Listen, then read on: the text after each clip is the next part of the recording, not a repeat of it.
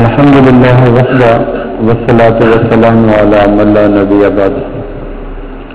معزز سامعین، اللہ رب العزت نے جب زمین کو بنایا تو میکائیل علیہ السلام سے ارشاد فرمایا، زمین پہ بارشیں برساؤ۔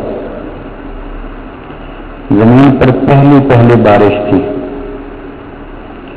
نئی زمین بنی اور پہلی بارش ہوئی۔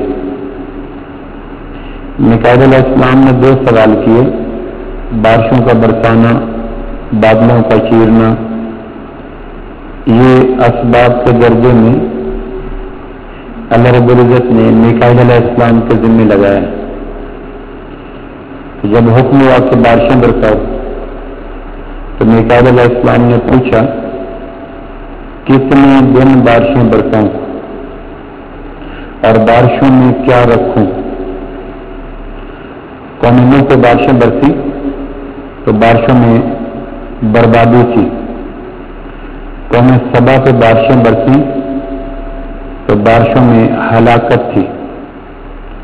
ہمارے ہاں کئی دفعہ بارشیں برستی ہیں تو بستیاں زیر آب آ جاتی ہیں، سیلاب بڑھ جاتے ہیں، تو بارشوں میں آبادی بھی ہوتی ہے، بربادی بھی ہوتی ہے، ہریالی بھی ہوتی ہے، موت بھی ہوتی ہے۔ اسی تناظر میں پوچھا میکائیل علیہ السلام نے تو اللہ رب العزت نے ارشاد فرمایا کہ 40 دن بارشیں برساؤ۔ یہ زمین کے سینے پہ برسنے والی پہلی بارش تھی۔ 40 دن بارشیں برساؤ، بغیر وقفے کے، تسلسل کے ساتھ، پے در پے پوری زمین کے اوپر بارش برساؤ۔ میکائیل علیہ السلام نے پوچھا، یا اللہ بارشوں میں کیا رکھوں؟ وقت طے ہو گیا 40 دن، بارشوں میں کیا ہو یہ فرما دیں۔ تو ارشاد ہوا 39 دن، ایک کم 40 دن بارشوں میں غم رکھو، دکھ رکھو، پریشانیاں رکھو، تکلیفیں رکھو، مصیبتیں رکھو، آلام رکھو، اذیتیں رکھو۔ تو میکائیل علیہ السلام نے تعمیل ارشاد میں بادلوں کے ہر قطرے کے اندر غم ملایا، جس طرح خواتین آٹے کے اندر نمک ملا دیتی ہیں، اور مسلسل 39 دن غموں کی بارش زمین پہ برسی، حتیٰ کہ زمین غموں کی بارش کو چوستے چوستے تحت الثری تک غم پہنچ گئے۔ 7ویں زمین کی گہرائیوں تک، زمین کی رگوں میں، شریانوں میں، ذروں میں، سوراخوں میں، پہلی زمین سے غم نچڑتے نچڑتے 7ویں زمین تک پہنچ گئے، اور زمین کے رومے میں ایک حصے میں غم ہی غم، دکھ ہی دکھ، پریشانی ہی پریشانیاں۔ تو ملائکہ نے جب آسمان سے دیکھا غموں کی بارش برسی اور 7ویں زمین تک گئی، تو انہوں نے یہ منظر دیکھ کر زمین کا نام رکھا دار الحزن، غموں کا جہان۔ جیسے جہاں لکڑیاں ہوتی ہیں تو ہم کہتے ہیں یہ لکڑ منڈی ہے، جہاں سبزیاں ہوتی ہیں تو ہم کہتے ہیں یہ سبز منڈی ہے، جہاں لوہا ہوتا ہے تو ہم کہتے ہیں یہ آئرن مارکیٹ ہے، جہاں سونا بکتا ہے ہم کہتے ہیں یہ گولڈن کی مارکیٹ ہے۔ تو فرشتوں نے دیکھا آسمان سے برسنے والا ہر قطرہ اپنے اندر بے پناہ غم دکھ لے کر جب زمین کی رگوں میں چھپا، شریانوں میں اترا، گہرائیوں میں گیا، تو فرشتوں نے آسمان سے یہ منظر دیکھ کر کہا یہ دنیا دار الغم ہے، دار الحزن ہے، دکھوں کا جہان ہے۔ ایک دن باقی تھا تو میکائیل علیہ السلام نے کہا یا اللہ 39 دن بارش برس گئی، 40ویں دن بارش میں کیا برساؤں؟ تو ارشاد ہوا کہ 40ویں دن بارش کے اندر خوشی، مسرت، شادمانی، ہریالی، آبادی یہ مکس کر دو اور یہ برساؤ۔ تعمیل ارشاد میں میکائیل علیہ السلام نے بادل کے ہر قطرے میں خوشی ملائی اور برسایا، تو زمین غموں کے پانیوں کو اتنا چوس چکی تھی کہ خوشی کا ایک قطرہ بھی زمین کے اندر نہ گیا۔ زمین کا مزاج ہم جانتے ہیں، جب زمین پیاسی ہوتی ہے اور سالوں اس کو زندگی کے پانی کی ایک بوند نہیں ملتی، تو جب چھاجوں میں برستا ہے تو زمین اپنے مزاج سے مجبور ہو کر برسنے والے پانی کو پہلے چوستی ہے، چوستے چوستے جب اس کی گہرائیوں تک نمی بھر جاتی ہے تو پھر پانی اوپر ایک تہ لگ جاتی ہے۔ 39 دن غموں کی بارش نے زمین کے اندر مزید پانی کے چوسنے کی سکت نہ چھوڑی، غم ہی غم بھر گئے۔ تو 40ویں دن جب بارش برسی تو وہ اندر تو نہ گئی بلکہ زمین کے اوپر ایک کوٹ، ایک تہ، جس طرح مکان کی دیوار پہ ہم سفیدی کرتے ہیں اور دیوار کا رنگ چھپ جاتا ہے، اپنی مرضی کی سفیدی کر دیتے ہیں، اسی طرح زمین کے اوپر خوشی کا ایک ڈسٹمپر، خوشی کا ایک کوٹ، خوشی کی ایک تہ جم گئی اور اندر غم اوپر خوشی۔ تو فرشتوں نے یہ منظر دیکھا تو دنیا کا نام رکھا دار الغرور، دھوکے کا گھر، کہ نیچے غم اوپر خوشی، نیچے دکھ اوپر سکھ، نیچے بربادی اوپر ہریالی، نیچے پریشانی اوپر عافیت۔ تو یہ جو منظر بدلا تو فرشتوں نے کہا یہ دنیا دھوکے کا گھر ہے۔ دلدل کو آپ جانتے ہیں، دلدل دریائی علاقے میں زمین کا ایک مزاج ہوتا ہے، زمین کے نیچے پانی ہوتا ہے، اوپر سورج کی روشنی کی وجہ سے زمین کے اوپر والی تہ، لب، وہ خشک ہو جاتے ہیں۔ آدمی اوپر والی تہ کی خشکی کی وجہ سے دھوکہ کھا کر پاؤں رکھتا ہے تو نیچے کا زمین کا دلدلی حصہ اس کو نیچے کھینچ لیتا ہے۔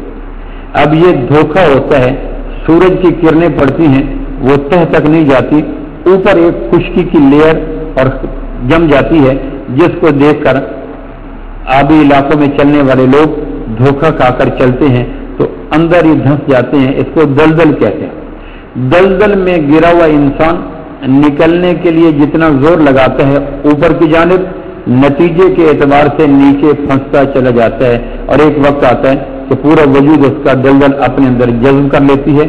اسی طرح فرشتوں نے دیکھا نیچے تو غم ہی غم اور اوپر خوشی کی تہ، تو کہنے لگے یہ تو دھوکے کا گھر ہے۔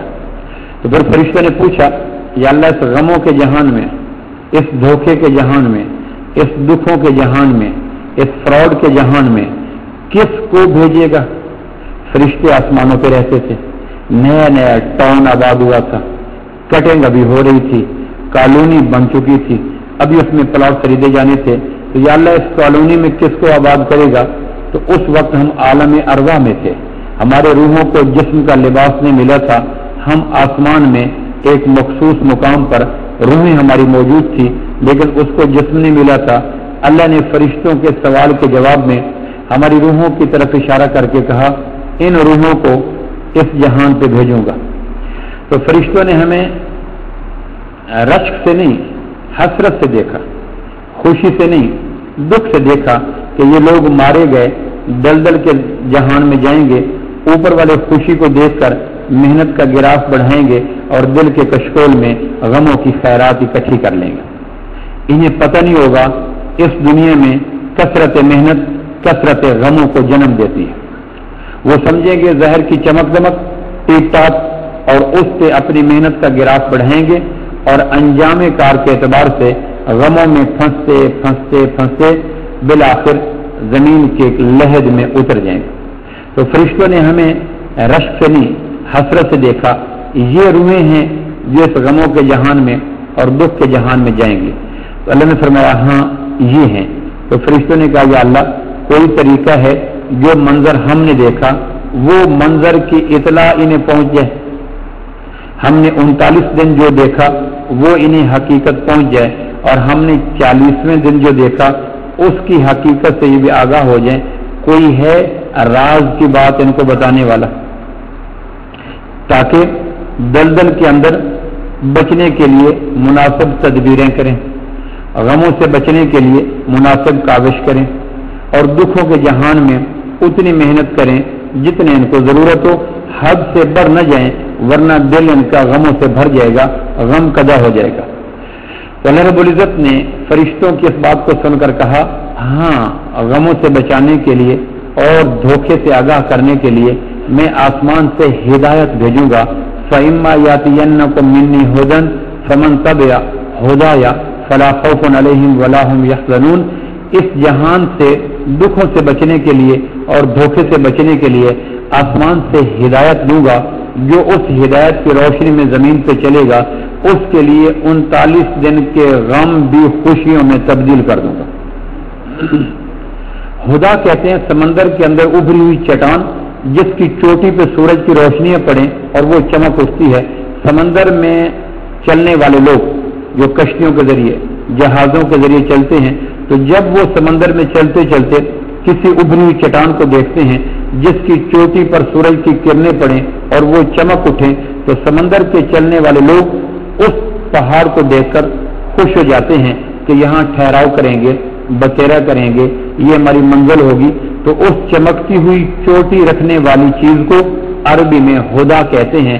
اللہ نے کہا ان کو دنیا کے سمندر سے بچانے کے لیے آسمان سے چمکتی ہوئی چوٹی ہدایت بھیجوں گا, جو اس کو دیکھ کر چلیں گے وہ دنیا کے غموں اور دکھ کے سمندروں سے بچ جائیں گے, اور جو اس کو دیکھ کر نہیں چلیں گے ان کے مقدر میں غم بھی آئیں گے, دکھ بھی آئیں گے اور پریشانیاں بھی آئیں گی.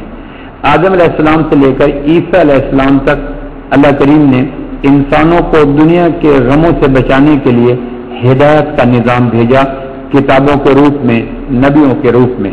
کوئی قوم ایسی نہیں آئی جس کو دنیا کے زہر سے تریاق اللہ نے کتابوں کے روپ میں نہ دیا ہو اور نبیوں کے اسوہ حسنہ کے روپ میں نہ دیا ہو.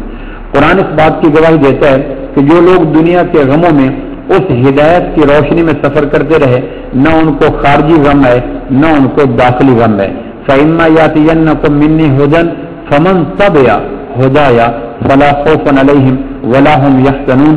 خوف کہتے ہیں باہر کی پریشانیاں, حزن کہتے ہیں اندر کی پریشانیاں.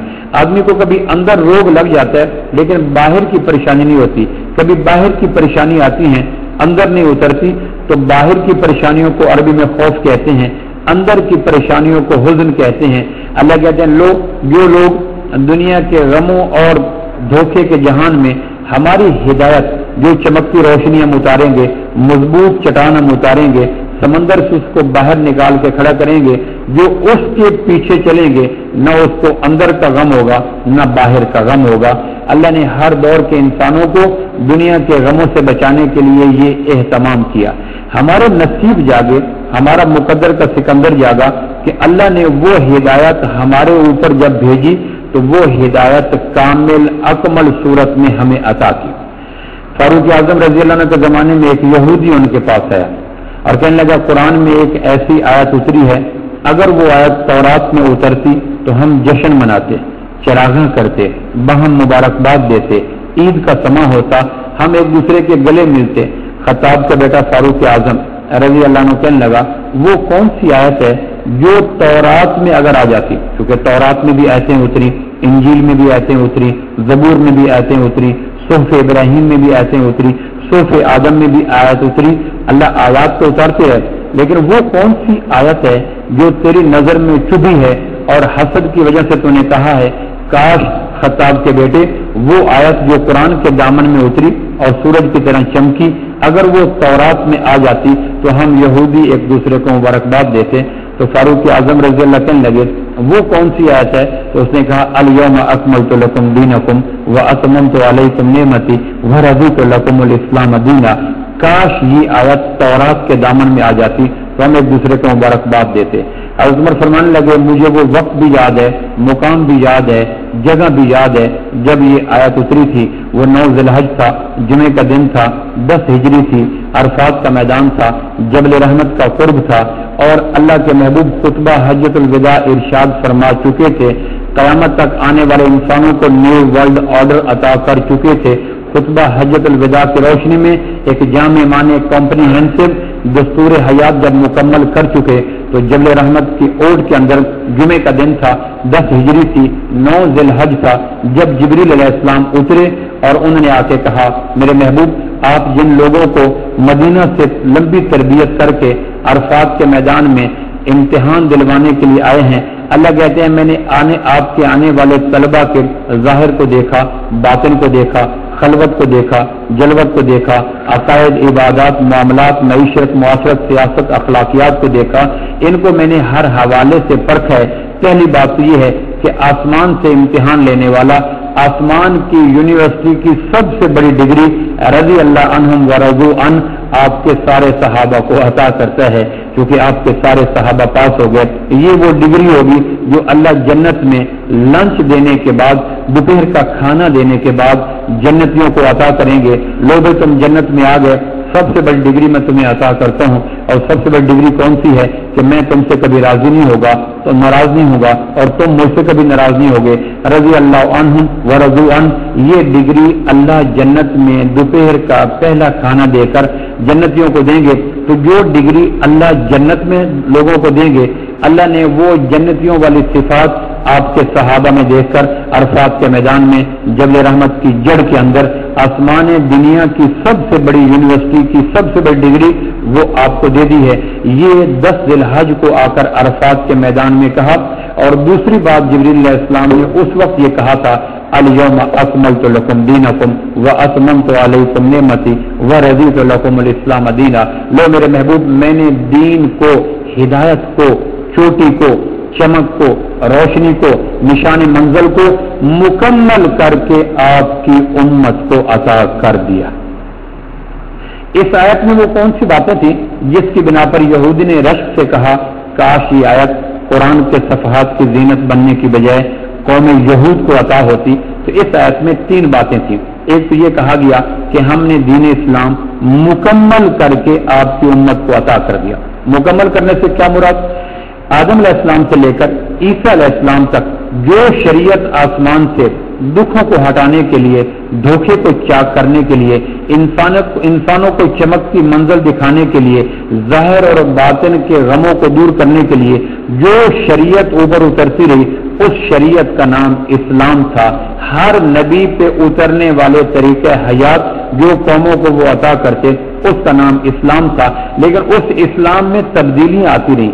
بلا مثال، بلا تشبیہ، ایک پیشنٹ جس کا رواں بیماریوں کی زد میں ہو، انگ انگ کے اندر بیماریاں داخل ہو چکی ہوں، جسم کا کوئی جوڑ ایسا نہ ہو جو اپنی جگہ سے ہل نہ چکا ہو، اور بیماری اس کے جڑوں میں اتار کر اس کی کارکردگی کو متاثر نہ کر چکی ہو، بیماریوں کا مارا ہوا، رگ رگ کے اندر دکھوں کو اتارا ہوا مریض جب کسی کمپیٹنٹ بہترین طبیب حاضر کے پاس آتا ہے، وہ اس کی ساری بیماریوں کو دیکھتا ہے، ایک نسخہ تجویز کرتا ہے کہ جا کر یہ 1 مہینہ کھاؤ اور پھر آ کے مجھے رپورٹ دینا۔ 1 مہینے کے بعد پیشنٹ آتا ہے اور وہ بتاتا ہے، تو ڈاکٹر کہتا ہے فلاں مرض کا اس میں کچھ افاقہ ہے، تو ڈاکٹر اس میں تبدیلیاں کر کے نسخے کو ماڈیفائی کر کے پھر دیتا ہے۔ 1 مہینے کے بعد پھر آ جانا، اس میں پھر 1 مہینے کے بعد اس کا تفتیش کر کے، اس کی تحقیق کر کے، اس کو پوچھ کر پھر اس میں تبدیلیاں کرتا ہے۔ الغرض 2 4 6 دفعہ ڈاکٹر کے پاس مریض آتا ہے، مریض اس کی حالات پوچھ کر ڈاکٹر اس کے نسخے میں تبدیلیاں کرتا رہتا ہے۔ 1 سال کے بعد ڈاکٹر کہتا ہے، لو بھائی اب یہ نسخہ ہے جو میں نے آپ کے ظاہر باطن کو سامنے رکھ کر 1 سال کے طویل مرض اور اس کی بیماریاں اس کو سامنے رکھ کر طے کیا ہے، اب یہ نسخہ لانگ لائف ہے، ایور لاسٹنگ ہے، فار ایور ہے، اب تم استعمال کرو گے، اس میں تبدیلیاں نہیں آئیں گی۔ آسمان کے طبیب نے انسانوں کے مرضوں کو سامنے رکھ کر نسخہ عطا کیا آدم علیہ السلام کے زمانے میں، پھر مریضوں کو دیکھا، پھر تبدیلی کر دی، پھر شیش کے زمانے میں، پھر نوح کے زمانے میں، پھر زکریا کے زمانے میں، پھر یحییٰ کے زمانے میں، پھر دانیال کے زمانے میں، پھر موسیٰ کے زمانے میں، پھر اس طرح چلتے چلتے تبدیلیاں آتی گئی۔ اب یہ سجدہ تلاوت جائز ہے، اب یہ سجدہ تعظیمی جائز ہے، اب بہن بھائی کی شادی جائز ہے، اب ناجائز ہے، اس طرح نسخے میں تبدیلیاں آتی گئیں۔ آخر پر 571 عیسوی 628 بیکرمی سموار کی صبح 4:20 مکہ مکرمہ کے اندر آمنہ کے لال کی ولادت بعد سعادت ہوئی۔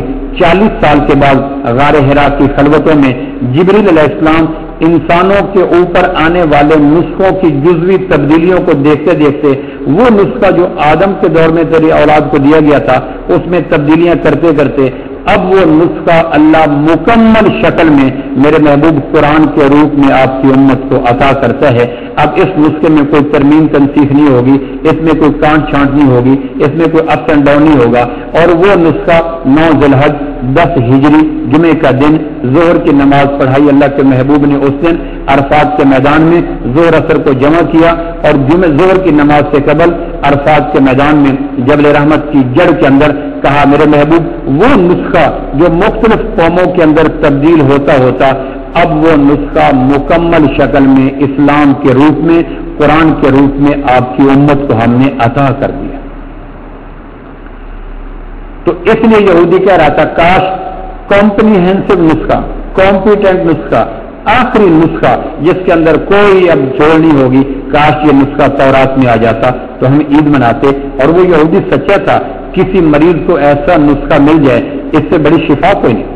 दूसरी इस आयत के अंदर ये थी कि मेरे महबूब जो नुस्खा दिया जा रहा है इसके अंदर दो सिफात हैं, अकमल इतमाम, अल-यौमा अकमलतु लकुम दीनकुम व अतममतु अलैकुम निअमती। मेरे महबूब इस नुस्खे के अंदर दो पहलू हैं, ये नुस्खा अकमल भी है, ये नुस्खा इतमाम भी है। अकमल किसको कहते हैं, इतमाम किसको कहते हैं? ये अल्लाह ने दीन इस्लाम के नुस्खे की दो खूबियां आपके विसाल से 87 दिन पहले जो अरफात के मैदान में नुस्खा आखिरी आया उसकी दो खूबी बयान की। मेरे महबूब ये नुस्खा अकमल भी है, नुस्खा इतमाम भी है। अकमल किसको कहते हैं? जब एक बच्चा पैदा होता है और पैदा होने के बाद एक इंसानी वजूद के अंदर जिन आज़ा की जरूरत होती है वो बच्चा अगर सारे आज़ा लेकर पैदा हो तो कहा जाएगा ये बच्चा अकमल पैदा हुआ है। दो आंखें भी हैं, 20 उंगलियां भी हैं, जिगर गुर्दा फेफड़ा भी है, बाल खाल भी है, दो कान भी हैं, हाथ भी हैं, पांव भी हैं। तो सलामतुल आज़ा लेकर पैदा होने वाले बच्चे को कहा जाता है ये बच्चा अकमल है। लेकिन अगर एक हाथ नहीं है खुदा न खास्ता, एक कान नहीं है खुदा न खास्ता, दो उंगलियां नहीं है खुदा न खास्ता, तो कहा जाएगा बच्चा अकमल पैदा नहीं हुआ, सलामत आज़ा पैदा नहीं हुआ, नाकिसुल आज़ा पैदा हुआ है। तो कहा मेरा महबूब इस्लाम अकमल है, इसमें अकायद भी हैं, इबादत भी हैं, मामलात भी हैं, मुआशरत भी है, मईशत भी है, सियासत भी है, खलवत के अहकाम भी हैं, जलवत के अहकाम भी हैं, गुस्से और अमन के अहकाम भी हैं, जंग और अमन के अहकाम भी हैं, तिजारत, ज़राअत, सनत और फत के अहकाम भी हैं। अलगर्ज नाखन काटना हो या हुकूमत चलानी हो, बैतुल खला से निकलना हो या बैतुल्लाह जाना हो, शादी करनी हो या तदफीन करना हो, सुबह बेदार होना हो या रात को नींद की गोद में उतरना हो, तिजारत करनी हो या ज़राअत करनी हो, इस इंसानों की जिंदगी के लिए जो कामिल जिंदगी निज़ाम चाहिए मेरे महबूब इस्लाम के अंदर अल्लाह ने कामिल आज़ादी हैं। लिहाजा इसमें कोई नक्स नहीं। और बच्चा जब बड़ा हो जाए तो आंख देखने लगे, जुबान बोलने लगे, कान सुनने लगे, दिमाग सोचने लगे, हाथों की उंगलियां हरकत करने लगे, पांव चलने लगे, दिल और गुर्दे काम करने लगे, तो कहा जाएगा बच्चा इतमाम है।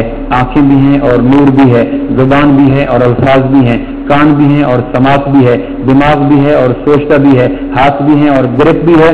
तो बच्चे के आज़ा के अंदर सिफात हूं तो कहा जाएगा बच्चा इतमाम है, आज़ा हूं तो कहा जाएगा अकमल है। का मेरे महबूब जो हमने आपको इस्लाम कुरान के रूप में दिया है ये इसमें दो खूबियां हैं, अल-यौमा अकमलतु लकुम दीनकुम व अतममतु अलैकुम निअमती। तो यहूदी कह रहा था हमारा दीन अकमल भी नहीं था, हमारा दीन इतमाम भी नहीं था, यहूदियों के अंदर पूरा ज़ाब्ता हयात नहीं था। काश पूरा ज़ाब्ता हयात लेकर, ज़हरी चीजें भी लेकर, बातिनी चीजें भी लेकर इस्लाम उतरा। और तीसरी जो चीज इस आयत के अंदर कही गई जिसकी वजह से यहूदी जैसा जीरक इंसान मुतवज्जो पे कहने लगा, काश तौरात के अंगूठी में ये नगीना जड़ दिया जाता, या तौरात के बाग में ये गुलाब खिल पड़ता, या तौरात के कमरे में ये चिराग जल पड़ता। वो चिराग, वो नगीना और वो फूल क्या था? तीसरी जो बात थी पहले ये थी कि अल-यौमा अकमलतु लकुम दीनकुम, आदम से लेकर ईसा तक तराश करके आपकी उम्मत को हमने लगा बंधा पूरा दीन दे दिया। आप उन ममालिक में जाएं जिन ममालिक के रहने वालों को पूरा जिंदगी का निजाम नहीं मिला। आप हैरान होंगे, कभी 5 साल के बाद कहेंगे हक तलाक का औरत को दिया जाएगा, फिर तर्क नताया जाएंगे तो कहेंगे तलाक का हक मर्द को दिया जाएगा, फिर तल्ख आता है कहेंगे तो कहेंगे तलाक का हक दोनों को दिया जाएगा, फिर तल्ख नताया जाएंगे तो कहेंगे तलाक का हक लेकर गवर्नमेंट को दे दिया जाएगा, स्टेट को दिया जाएगा। जिन ममालिक के पास जिंदगी गुजारने का तरीका नहीं है उन ममालिक से पूछें इस्लाम कितनी बड़ी नेमत है।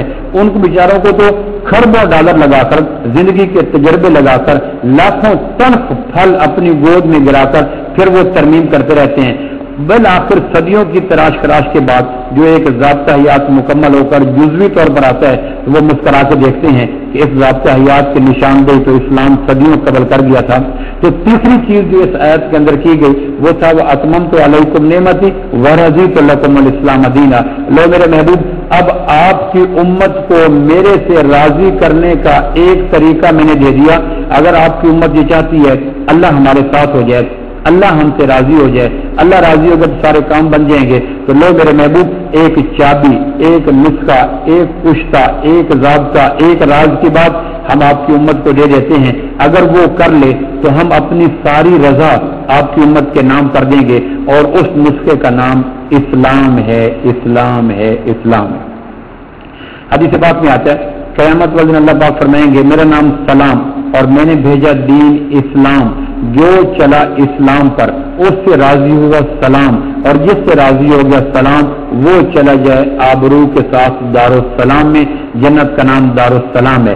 اللہ سلام، بھیجا ہوا دین اسلام، اور پہنچانے والی جگہ کا نام دارالسلام. اور میں نے بھیجا اسلام، جو کٹا اسلام سے وہ کٹا سلام سے، اور جو کٹ گیا السلام المومن المحیمن العزیز، یعنی جو کٹ گیا اسلام سے وہ کم نصیب محروم ہو گیا دارالسلام سے.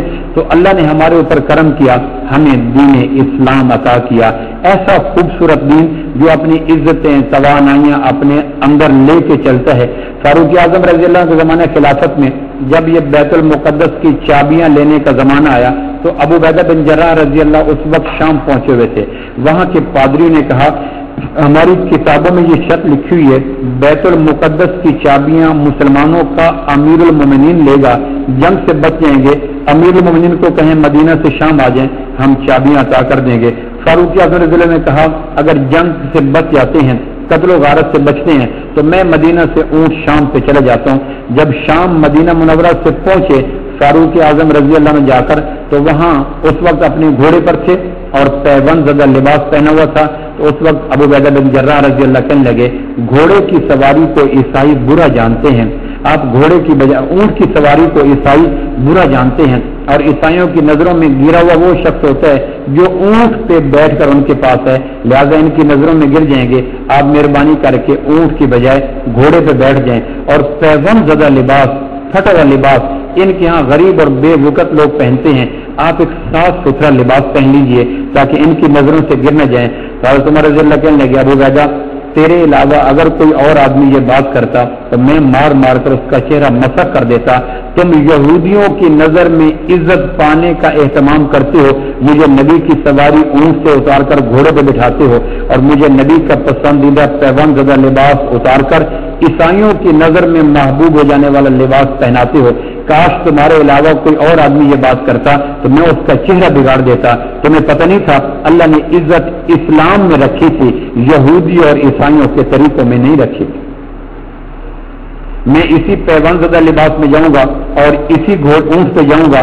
راستے میں پانی آ گیا، حضرت عمر اونٹ سے اترے، اپنا جوتا اتارا، بغل میں رکھا، تہبند کو اوپر کیا. تو ابو عبیدہ بن جراح نے کہا تالاب کے کنارے عیسائی کھڑے ہیں اور ان کے ہاں یہ بات معیوب اور بری گنی جاتی ہے، اور وہ اس آدمی کو غریب سمجھتے ہیں، بے وقت، حقیر اور ہلکا سمجھتے ہیں جو پانی کے اندر جوتا اتار کر اپنی بغل میں رکھ لے. اور عمر کہنے لگے مدینہ منورہ کا ماحول دور ہو جانے کی وجہ سے ابو عبیدہ تیرے اندر ترجیحات بدل گئی ہیں، تیرا مزاج بدل گیا ہے، تیرا کرائٹیریا بدل گیا ہے، تیری عزت اور بے عزتی کا پیمانہ بدل گیا ہے. تمہیں اندازہ نہیں آمنہ کے لال کے آنے سے پہلے ہم ڈار کے ایج میں تھے، پڑا ہوا خون چاٹا کرتے تھے، بچیوں کو زندہ درگور کیا کرتے تھے. دنیا کا کوئی آدمی ہمارے اوپر حکومت نہیں کرنا چاہتا تھا، ہم سے بڑا بے وقت کوئی نہیں تھا. آمنہ کے لال مکمل دین لائے، ہم اس پہ چلے، اللہ نے تحت سرا سے اٹھایا، سدرۃ المنتہا پہ لے گئے، ذلتیں ختم ہوئی، عزتیں آ گئیں، رسوائیاں ختم ہوئی، آبرو آ گیا، بے وقتی ختم ہوئی. اب ہمارے گھوڑے عجم کی سرحدوں میں ان کے محلات کو پامال کرتے ہوئے دوڑ رہے ہیں. تمہیں پتہ نہیں عزت اللہ نے اسلام میں دی تھی، عیسائیوں کے پسندیدہ طریقوں میں نہیں دی تھی. کاش یہ بات تو نہ کرتا. جب سامنے آئے تو عیسائیوں کے پادری ہے، انہوں نے ابو عبیدہ بن جراح کو کہا لاؤ ذرا اپنا وہ امیر المومنین. کہنے کے یہ آگے ہیں. انہوں نے تھال کے اندر بیت المقدس کی چابی رکھی ہوئی تھی، کہنے کہ ہم چابی دیتے ہیں. عیسائیوں نے کہا ٹھہرو، پادری نے کہا ٹھہرو، یہ ہیں آپ کے امیر المومنین؟ کہنے کے یہ ہیں. انہوں نے تھوڑی دیر حضرت عمر کو سر سے لے کر پاؤں تک دیکھا، پاؤں سے سر تک دیکھا، پھر وہ ہنس پڑے. حضرت عمر نے کہا ہنسے کیوں ہو؟ کہنے کہ ابھی کچھ عرصہ تک بیت المقدس کی چابیاں ہمارے پاس رہیں گی. ہم تو مغموم ہو گئے تھے، قبلہ اول ہمارے ہاتھوں سے جا رہے، لیکن اب آپ کو دیکھ کر اندازہ ہوا ہے کہ نہیں چابیاں ہمارے پاس رہیں گی. تو حضرت عمر کے مزاج میں ویسے ہی جلال تھا، غصہ زیادہ تھا. انہوں نے اپنے بازو اس کو اٹھائے، اس کو مارنے کے لیے کہ تم نے یہ کمٹمنٹ کی تھی اگر تمہارا امیر المومنین مدینہ سے شام آ جائے ہم ٹرے میں رکھ کے چابیاں حوالے کر دیں گے، میں لمبی تھکا دینے والی مسافت کر کے اونٹ جیسی غیر آرام دہ سواری پر بیٹھ کر مدینہ سے شام پہنچاؤں، اب تم اپنی بات سے مکر رہے ہو، تم عرب نہیں ہو؟ کہنے کہ عرب ہیں، عرب تو اپنے قول کے پکے ہوتے ہیں، تلفظ کا تحفظ کرتے ہیں، اپنے منہ سے نکلے والے جملے پر پہرا دیتے ہیں، تم اپنی بات سے پہرا دو، تلفظ کا تحفظ کرو، اپنی بات کو نبھاؤ، تم نے یہ کہا تھا، سو میں آیا، انہوں نے کہا ہم مجبور ہیں، ہم نہیں دیں گے۔ حضرت عمر کو غصہ آیا، انہوں نے دونوں بازو اٹھا کر اس کو مارنا چاہا تو پادری نے کہا ہم معافی چاہتے ہیں، چابیاں آپ کو ہی دیں گے، لو یہ چابیاں لیں۔ حضرت عمر نے کہا پہلے کیوں نہیں دی؟ انہوں نے کہا ہماری کتاب میں لکھا ہوا تھا آنے والا مسلمان سپہ سالار جو چابیاں لینے کے لیے آئے گا اس کے قمیض پر 17 پیوند ہوں گے، ہم نے گنے تو 15 پیوند تھے، ہم نے کہا شکر ہے 2 پیوند ابھی باقی ہیں، سال 2 سال بیت المقدس میں رہ لیں گے۔ جب غصے سے آپ نے بازو اٹھایا تو ہم نے دیکھا بغل کے نیچے بھی 2 پیوند نظر آ گئے۔ سنت ادا فرمائیں۔